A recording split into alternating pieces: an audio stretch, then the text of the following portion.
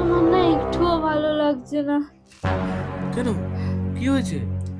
আরে শরীরের ভেতরটা কেমন যেন অস্থির অস্থির করছে, বুকের ভেতরটা পুরো জ্বলে পড়ে যাচ্ছে গো। বুকের ভিতর চলে পড়ে যাচ্ছে? সে কি?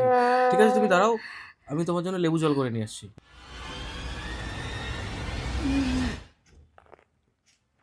এখনো ঠিক লাগছে না? কোনো কিছুতে কাজ হচ্ছে না গো, আমার বুকের ভেতরটা জ্বলে গেল।